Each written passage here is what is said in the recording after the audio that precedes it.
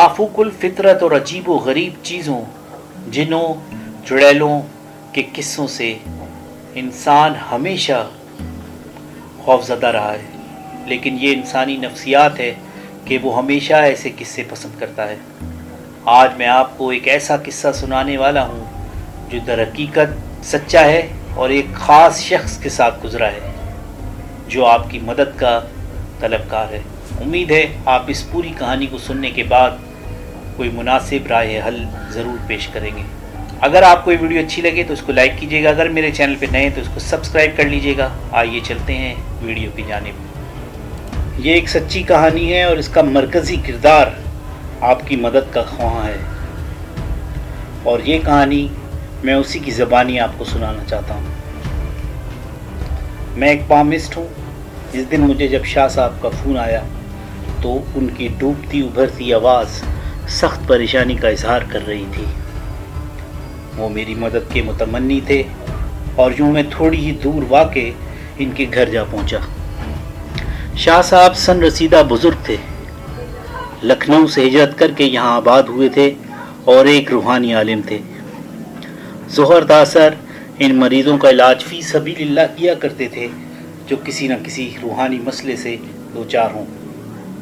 मैं जब इनके घर पहुंचा तो अभी दिन पूरी तरह डूबा न था, बल्कि हल्की हल्की रात की स्याही आसमान पर बतदरीज छाती जा रही थी। मुझे इस कमरे में इंतज़ार के लिए ठहराया गया जो इलाज की गर्ज से आने वाले मरीज़ों के लिए मखसूस था। कुछ देर बाद ही शाह साहब कमरे में दाखिल हुए। रस्मी अलैक सलैक के बाद यूं गोया हुए, मियाँ आजकल हम एक सख्त मसले से दो चार हैं, उम्मीद है आप कुछ मदद फरमाएंगे। जी जी, मैं मुतवज्जह हूँ, आप हुक्म करें, मैंने कहा।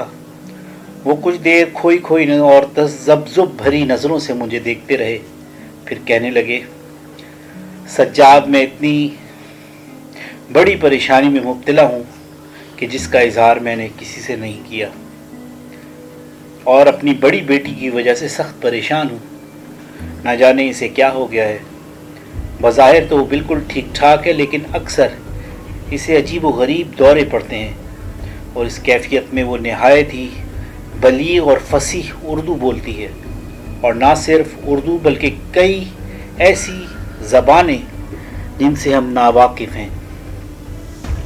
इसमें बला की खुद एतमादी आ जाती है, लहजा भी काफ़ी हद तक तब्दील हो जाता है और मुस्तकबिल के मुताल्लिक ऐसी बातें करती है जिससे ताहाल हम नावाकिफ़ हैं। मेरे ख़्याल में ये एक रूहानी मसला है जिसका मैं किसी न किसी तरह इलाज कर रहा हूँ, लेकिन मेरी दिली ख्वाहिश है कि आप इसकी हाथ की लकीरों का मुआयना करें। मुमकिन है कुछ नई ख़बरें सामने आ जाएं जो इसके इलाज में मददगार साबित हों। मैं हैरत से शाह साहब को देख रहा था, क्योंकि ऐसी मरीज़ा का हाथ मैंने कभी नहीं देखा था जो इस नौयत की बीमारी में मुब्तला हो।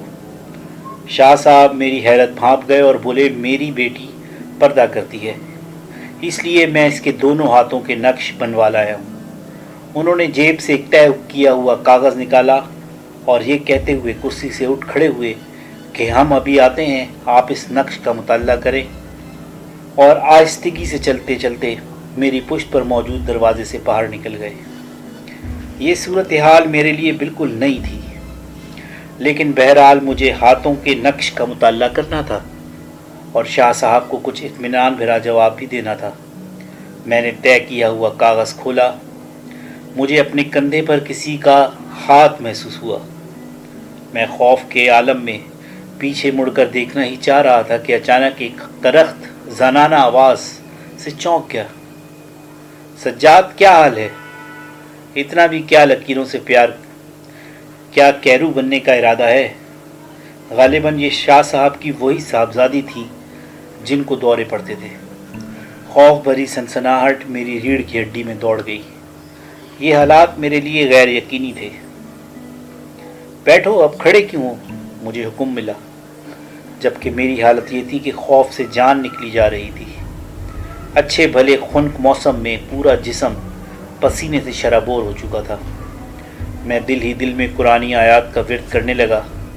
اس گھمبیر ہوتی صورتحال سے باہر نکلنے کی کوئی صورت بھی نظر نہیں آ رہی تھی۔ دل تھا کہ پسلیوں سے باہر نکلنے کے لیے بے قرار تھا اور ٹانگیں منو بوجھل ہو چکی تھی۔ اسی دوران شاہ صاحب بھی کمرے میں آ گئے۔ سجاد، یہ میری وہی بیٹی ہے جس کے متعلق ابھی ہماری بات ہوئی تھی۔ شاہ صاحب لرزتے لہجے میں مجھ سے مخاطب ہوئے۔ اس دوران میں زیر لب سورہ ناس تلاوت کر رہا تھا۔ اگر آپ میں سے کوئی ایسی صورتحال سے گزرا ہو تب وہ جان سکتا ہے کہ ان حالات میں دل کی کیا کیفیات ہوتی ہیں۔ اچانک وہ لڑکی کرخت آواز میں گرجتی ہوئی بولی، او بے ادب، ہمیں بھگانے کے لیے تو اب پاک کلام پڑھ رہا ہے؟ یاد رکھ، ہم بھی مسلمان ہیں اور سخی دربار کے مرید ہیں، دیکھ لیں گے تجھ کو۔ لڑکی کی لال بھبوک آنکھیں میرے اوپر ہی مرکوز تھیں اور میں خوف سے مرا جا رہا تھا۔ پھر اچانک لڑکی تیورا کر نیچے گری۔ شاہ صاحب تیزی سے بولے، اللہ کا شکر ہے سجاد میاں، اب کوئی ایسی بات نہیں، اب بیٹھے، میں ذرا بچی کو اندر پہنچاؤں۔ لیکن میں خوف سے ڈوبی آواز میں تقریباً چیخ کر بولا، شاہ صاحب مجھے اجازت دیں، میں دوبارہ آؤں گا۔ اور کچھ کہنے سے قبل جلدی سے دروازہ کھول کر گھر سے باہر نکل آیا۔ دروازے سے باہر نکلتے وقت ایک بلی تیزی سے گھراتے ہوئے میرے قدموں سے ٹکرائی اور باہر بھاگ گئی۔ گھر پہنچ کر بھی میری حالت بڑی عجیب تھی۔ ایک عجیب خوف تھا جو اپنی گرفت میں لیے ہوا تھا۔ رات بھر کروٹیں بدلتا رہا لیکن نیند کا نام و نشان دور دور تک نہ تھا۔ لیکن کہتے ہیں نا کہ نیند تو سولی پر بھی آ جاتی ہے، اور میں بھی نہ جانے کس گھڑی سو گیا۔ لیکن ابھی مجھے سوئے ہوئے کچھ ہی دیر ہوئی تھی کہ کسی اندیکھی ماورائی طاقت نے مجھے بستر سے اٹھا کر نیچے پٹخ ڈالا۔ تو مجھے کچھ سمجھ ہی نہ آئی کہ میرے ساتھ کیا ہو رہا ہے۔ لیکن جب کچھ اوسان بحال ہوئے تب تمام واقعات کسی نہ بھولنے والی فلم کی طرح میرے سامنے چلنے لگے۔ میں چیخنا چاہتا تھا لیکن انجام کار آواز گلے میں ہی پھنس کر رہ گئی۔ ہاتھ پاؤں بری طرح کانپنے لگے، دل اس طرح دھڑکنے لگا جیسے ابھی پسلیاں توڑ کر باہر نکل آئے گا۔ نہ جانے کتنی دیر ایسی کیفیت میں ہی گزر گئے اور میں بے جان بت کی طرح بستر سے نیچے ہی پڑا رہا۔ بلیوں کی رونے کی آوازیں بدستور گونج رہی تھیں۔ پھر اذان کی دل آویز آواز سماعت سے ٹکرائی اور یوں میں نے اپنی تمام کھوئی ہوئی توانائیوں کو دوبارہ جمع کیا اور اٹھ بیٹھا۔ پچھلے 12 گھنٹے میں ہونے والے واقعات ناقابل یقین تھے۔ معاملات بار بار سوچ بچار کے بعد بھی بے حد الجھے ہوئے تھے۔ چند گھنٹے اور گزر گئے لیکن دماغ اب تک سائیں سائیں کر رہا تھا۔ اچانک دروازہ زور زور سے دھڑدھڑانے کی آواز آئی۔ بے اختیار زبان سے یا الہی خیر کے الفاظ نکل پڑے۔ دروازہ کھولا تو سامنے میرا ایک دوست عجیب بھونک صورت لیے کھڑا تھا۔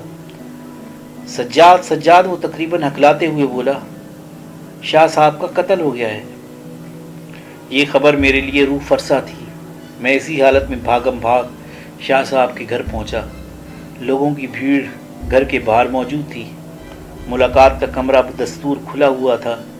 میں لوگوں کو پھلانگتے ہوئے اندر کمرے میں پہنچا تو دیکھا کہ ایک شخص زمین پر سفید چادر اوڑھے پڑا ہے۔ میں نے آگے بڑھ کر اس شخص کے چہرے سے کپڑا ہٹایا تو پتہ چلا کہ وہ شاہ صاحب ہیں۔ ان کا چہرہ نیلا ہو چکا تھا، زبان باہر کو لٹکی ہوئی تھی اور آنکھیں باہر ابل آئی تھیں۔ چہرے پر جا بجا ناخنوں کے نشانات تھے۔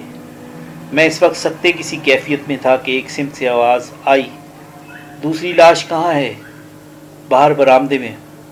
میں تیزی سے پلٹا اور برآمدے کی طرف بھاگا۔